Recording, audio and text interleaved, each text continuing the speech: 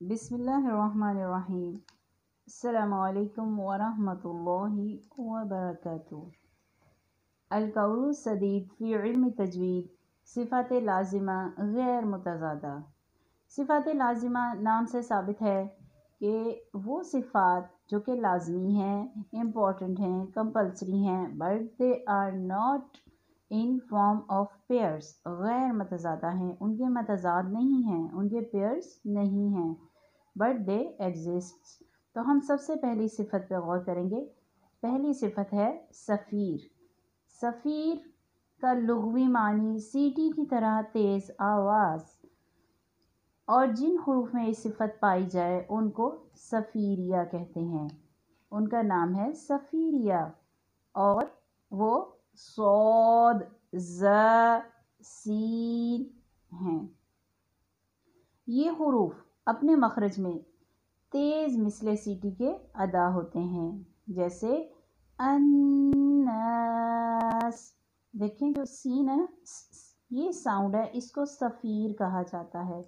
تو ہم نے سب سے پہلی جو صفت پڑھی وہ صفیر ہے، جس کو صفیریہ کہتے ہیں۔ اس میں 3 حرف ہیں، صاد، ز، سین۔ اب ہم دوسری صفت جو کہ غیر متضادہ ہے اس کو دیکھتے ہیں، وہ ہے قلقلہ۔ قلقلہ کا لغوی معنی جنبش دینا، حرکت دینا، یعنی کسی چیز کو شیک کرنا، ہلانا، اور جن حروف میں یہ صفت پائی جائے ان کو قلقلہ کہتے ہیں۔ ان حروف کو ادا کرتے وقت مخرج میں جنبش اور حرکت پیدا ہو جاتی ہے، جیسے قد، اس کی دال، اور یہ 5 حروف ہیں جن کا مجموعہ ہے قطب جد۔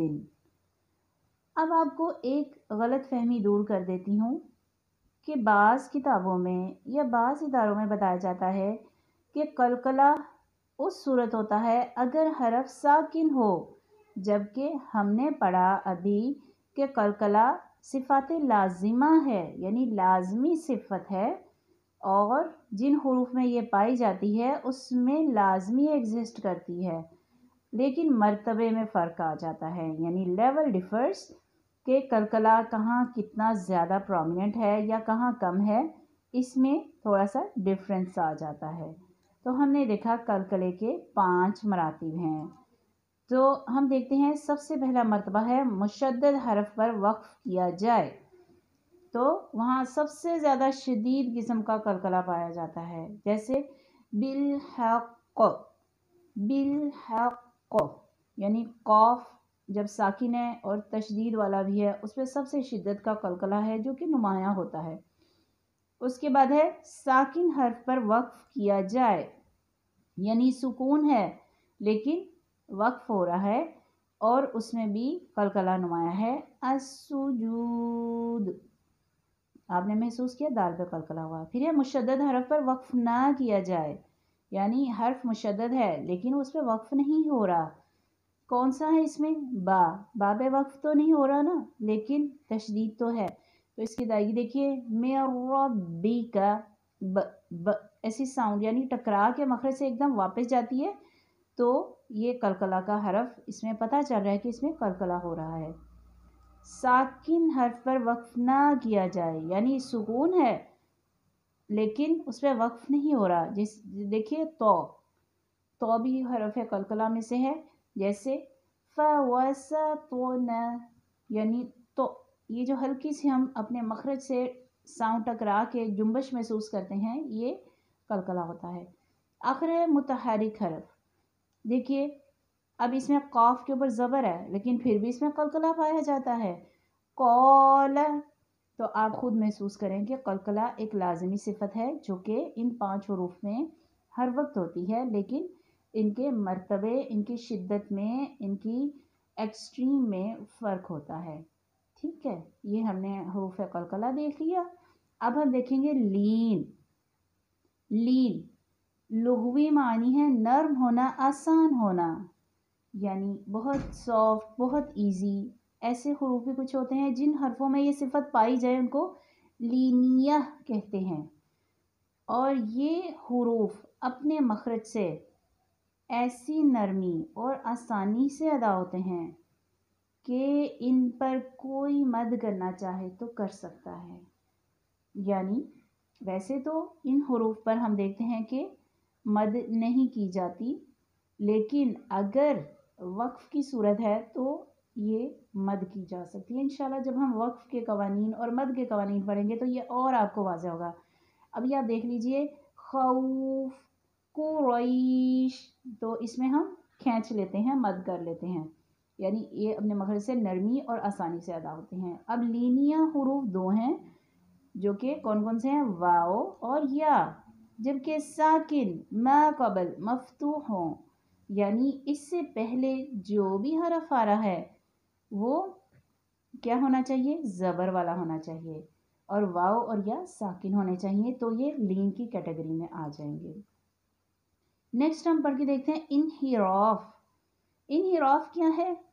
لغوی معنی پھرنا، لوٹنا، ٹو ٹرن بیک. اور جن حروف میں صفت پائی جائے ان کو منحرفہ کہا جاتا ہے، یعنی ان کا صفاتی نام منحرفہ ہے. اور وہ کون کون سے ہیں؟ لام، را، اور ان کو ادا کرتے وقت زبان کا کنارہ ایک دوسرے کے مخرج کی طرف لوٹ جاتا ہے، جیسے الارض کی لام اور را. تو یہ آپ محسوس کریے، یہ دو حرف ایسے ہیں جو ایک دوسرے کی طرف لوٹنے کی صفت رکھتے ہیں، اس لیے انہیں منحرفہ کہا جاتا ہے. نیکسٹ ہم پڑھ کے دیکھتے ہیں صفت تقریر. یہ تقریر کیا ہے؟ جیسے ہم نے سنا ہے، جیسے مشاعروں میں دیوان جو پیش کرتے ہیں وہاں یعنی ایک چیز بار بار ریپیٹ کی جاتی ہے تو وہ ہے تقریر. اس کا لغوی معنی ہے بار بار ہونا، ٹھیک ہے، بار بار ہونا. اور جس حرف میں صفت پائی جاتی ہے اس کو حرف مکررہ کہتے ہیں. لیکن ہم نے کسی کو کہنا ہے نا پھر پڑھو، دوبارہ پڑھو، پھر سے کہو، ہم کہتے ہیں مکرر مکرر کہتے ہیں نا. تو یہ جو بار بار ہونے والی چیز ہے اسے تقریر کہا جاتا ہے. اور وہ کون سا حرف ہے؟ را. اور جس کو ادا کرتے وقت آواز میں کپ کپی پائی جاتی ہے جسے تکرار سا محسوس ہوتا ہے، یعنی محسوس ہوتا ہے کہ اس میں کچھ نہ کچھ ہلکی سی چیز کپ کپا رہی ہے اور اس سے ریپیٹیشن سی محسوس ہوتی ہے. اب ہم دیکھیں جیسے ہم کہتے ہیں نا الرحمن، آپ جب ار بولتے ہیں تو دیکھیے ایک ساؤنڈ ہے یہ ساؤنڈ نہیں آپ نے ادا کرنی، یہ حقیقی تکرار ہے. آپ نے مشابہ تکرار اختیار کرنی ہے، یعنی ار. تو را کو مضبوطی سے گرفت سے ادا کرنا ہے، لیکن اس میں یہ ساؤنڈ نہیں آئے جو کہ حقیقی تکرار ہے. یعنی ہمارا مقصد کیا ہونا چاہیے؟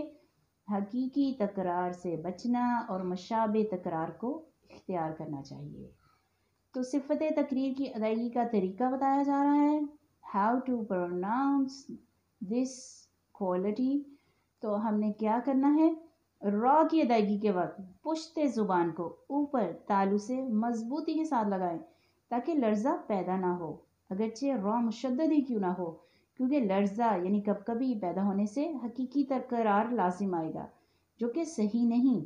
یعنی حقیقی تکرار کیا ہے؟ الرحمن الرحیم، یعنی یہ ساؤنڈ چل پڑے تو یہ حقیقی تکرار ہے، یہ لرزہ، یہ کب کبھی، یہ وائبریشن نہیں ہونی چاہیے. تو آپ نے اس سے بچنا ہے اور مشابہ تکرار اختیار کرنی ہے. اب مشابہ تکرار بھی لازمی اختیار کرنی ہے. اس کو آپ نے انگلش والا اور ہی نہیں بنا دینا، یعنی آپ پڑھے ہیں، یعنی آپ نے الرحمن کہنا ہے تو آپ کہیں الرحمن، تو یہ بھی غلطی آ جائے گی کیونکہ آپ نے تکرار ڈالی ہی نہیں. تکرار ڈالیں ضرور لیکن مشابہ تکرار. الرحمن الرحیم. نیکسٹ ہم دیکھتے ہیں تفشی. تفشی کیا ہے؟ یہ بھی صفات لازمہ میں سے ہے. تو تفشی کا لغوی معنی ہے پھیلنا، اور جس حرف میں یہ صفت پائی جائے اس کو متفشی کہتے ہیں. تو پھیلنا، ٹو اسپریڈ سم تھنگ، اور وہ کون سا حرف ہے؟ وہ ہے شین. اس کو ادا کرتے وقت آواز مخرج میں پھیل جاتی ہے، ساؤنڈ سپریڈس آل اراؤنڈ، جیسے قریش کی شین. تو اب تک ہم نے کون کون سی صفات پڑھ لی ہیں؟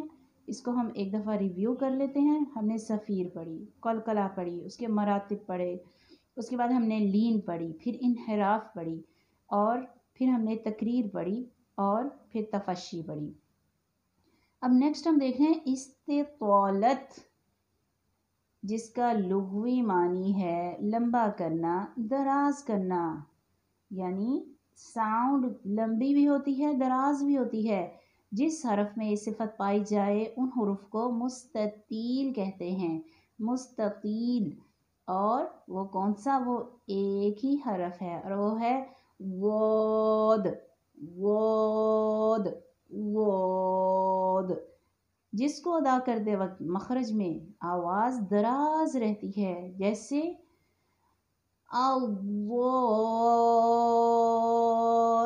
اولین، اس کی وود.